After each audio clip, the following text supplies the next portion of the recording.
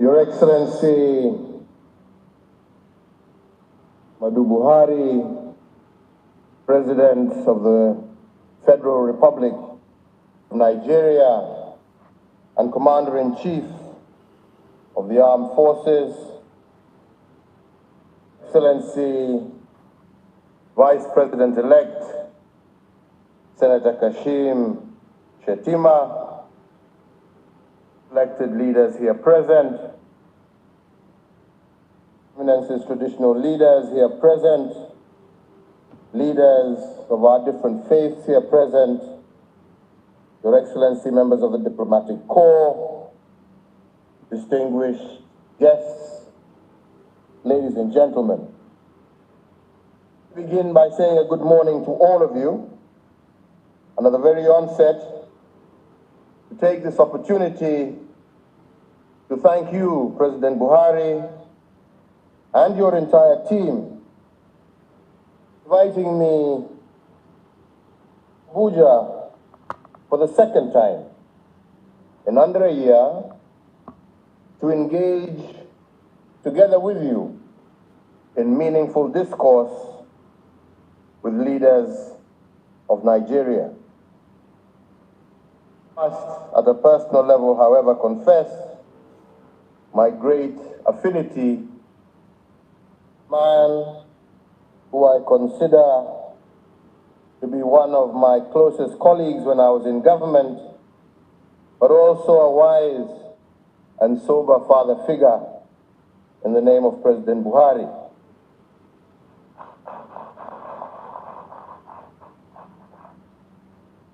Indeed, as a son who retired before the father, I look forward to welcoming you to the very exclusive club of former African presidents. Congratulations to the people of Nigeria for choosing yet again to walk the more difficult path, to look past the challenges of a difficult election, and to embrace the learnings that come from a maturing democracy.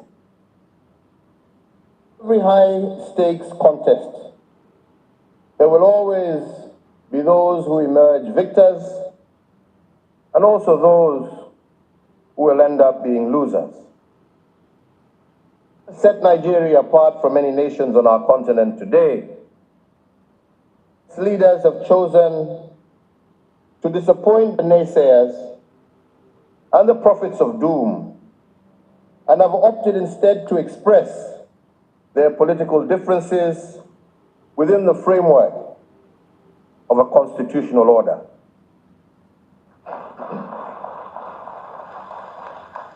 This is not an easy thing to do when there are many other ways and means to express dissatisfaction, methods that could easily trigger civil unrest, lead to loss of life, and cause irreparable harm to your nationhood. The unlikely event that no one has mentioned it to you, let me say it today, that Nigeria is a country blessed with a generation of great leaders, both inside and outside of the government. Be they in Aso Rock, in Lagos, or Anambra, I salute you all for steering the nation peacefully up to this milestone moment. Your Excellencies, ladies and gentlemen, I was invited here to speak on the topic of deepening democracy for development, a subject that remains close to my heart, and it is my hope that you shall permit me to speak freely and to say things as they are, that you can glean the most from my own experiences and observations as a former head of state. Experiences that not only celebrate success, but that equally acknowledges challenges. And I want to speak to you not as a Kenyan speaking to Nigerians, but as one African speaking to fellow Africans. Excellencies, ladies and gentlemen, a set of African nations to attain self-rule and independence from the shackles of colonialism and apartheid was 33 years ago in 1990, when Nelson Mandela and Sam Nujoma took the reins of their respective countries. One would have expected that 3 decades on from the departure of those who had oppressed, discriminated, and exploited our people for centuries, that our continent, Africa, would find herself to be not only more prosperous, but socially and economically stable. We would have harnessed our immense, God-given mineral wealth, our agricultural potential, and our abundant human capital to propel the well-being of our citizens and to strengthen our voice in the global community of nations. Sad to note that today, many thousands of our children are migrating to Europe on fishing boats, fleeing from chaos and poverty, and braving harrowing dangers in search of a so-called better life. Over the last 5 decades, more than half the countries in Africa have experienced some form of armed conflict. African states have either been at war with each other or at war with themselves. Today, as I stand before you, there are at least 15 active theaters of non-international armed conflict on our continent, with a few more teetering on the brink. We must go back and ask ourselves, why are we here? Remember that when our borders were carved up in European boardrooms in the late 1880s, societies were torn apart by boundaries that do not reflect how we would have chosen to organize ourselves. National kingdoms were split or destroyed in their entirety. Those who shared common languages and other fraternal bonds found themselves on different sides of arbitrary borders. In some cases, the colonialists imposed one community to superintend over others as part of their divide and rule strategy that would allow them to govern indirectly. Very few parts of Africa was any border drawn to accommodate religious and ethnic homogeneity. Consequence, we found ourselves inside countries that were somewhat a mixed bag. I believe, as some would say, you deal and live with what you're dealt with. Make the most of it. Why do I say so? I say so because these differences, in and of themselves, are not fatal. They only become toxic if we as a people let them. Start to see in our diversity, if we are really serious about assuming our rightful place in this world as Africans. Why do I mention this? It is important to understand the genesis of most of these conflicts and what impact they have on our development trajectory as a continent. We must strive to identify the natural fissure lines existing within our societies that make it so easy for conflict to thrive and for democracy to be undermined. Against this backdrop, we can drill down to what I feel and believe are the three fundamental issues that are so easily weaponized to the detriment of our democratic growth. First of these is negative ethnicity or tribalism, followed by religion, and lastly, economic greed. To look deeply at the crux of most of our conflicts within our continent, we are either fighting for ethnic or sub-ethnic superiority of one community at the expense of others, or we are propagating divisive narratives that have their origins in religious differences or sectarianism.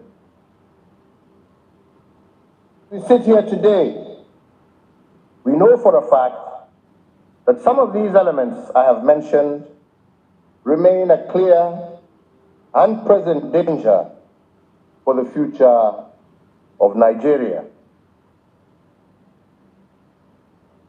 Incoming administration, unique opportunity to use this inflection point brought about by a peaceful and orderly transition, take stock of what sort of future it wants for the people of this country, for the future of this nation. Nigeria continue fighting for its place on the world stage with one hand tied behind its back.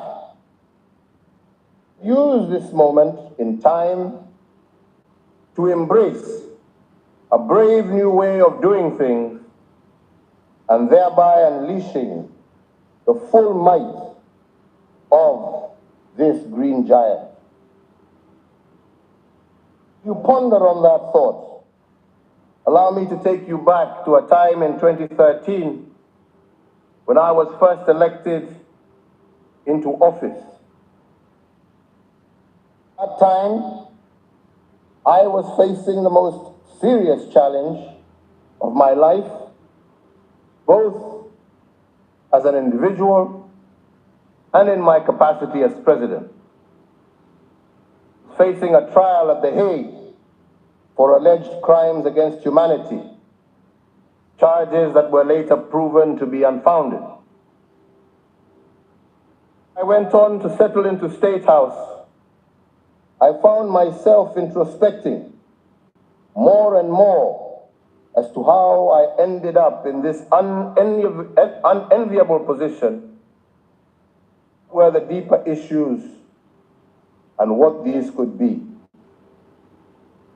Summarized at the time, it was an unfortunate side effect of the deeply contested 2007 elections that led to widespread interethnic violence, causing the loss of some 1,300 lives and the displacement of over 600,000 Kenyans from their homes.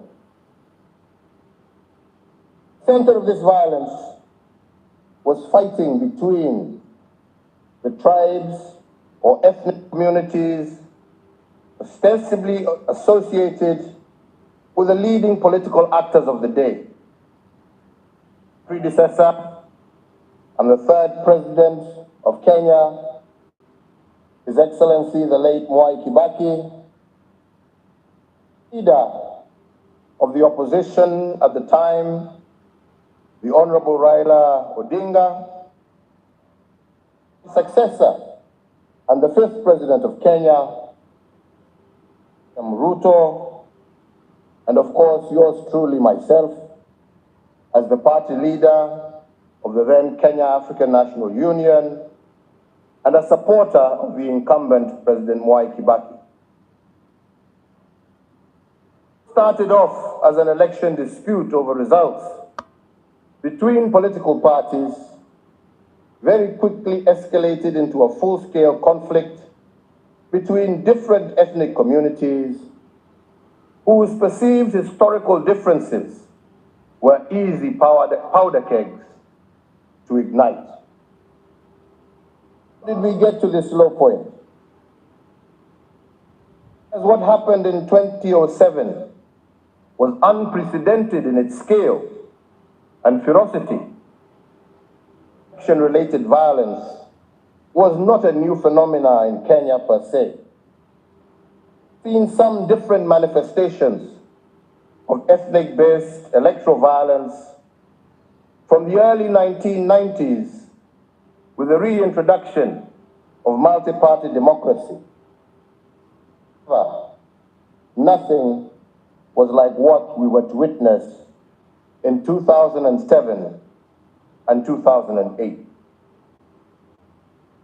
A country of 43 distinct ethnic communities, having been led exclusively by two tribes from independence, we had always found a way to gloss over the issues of